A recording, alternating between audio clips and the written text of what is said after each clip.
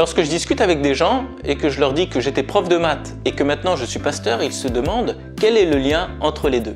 Effectivement, le lien n'est pas très direct, mais est-ce pour autant que la science et la foi sont incompatibles?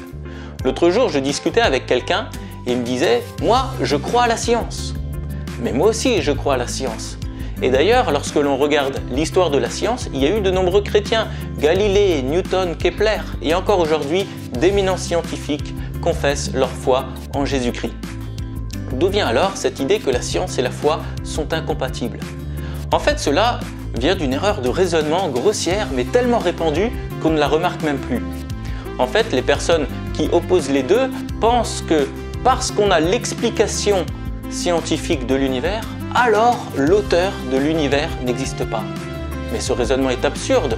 Ce n'est pas parce que je peux expliquer le fonctionnement d'une voiture que M. Ford ou que M.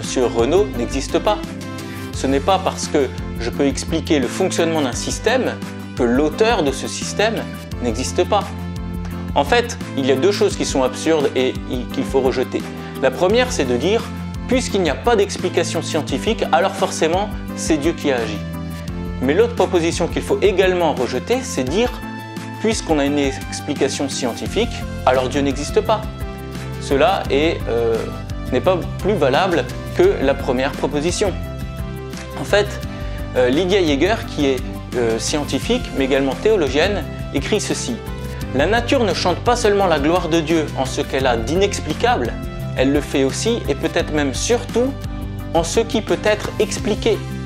Car la possibilité même de la science rend témoignage au Créateur qui a instauré un ordre naturel, compréhensible par l'homme. » Science et foi sont-elles incompatibles? En fait, la science laisse toute la place à la foi. Le philosophe des sciences Étienne Klein, qui n'est pas croyant, écrit ceci. « Je suis bien conscient que les sciences ne traitent vraiment bien que des questions scientifiques. Or, celles-ci ne recouvrent pas l'ensemble des questions qui se posent à nous. Du coup, l'universel que les sciences mettent à jour est, par essence, incomplet. Ils n'aident guère à trancher les questions qui restent en dehors de leur champ. » Et en dehors de leur champ, il y a bien la place pour la spiritualité.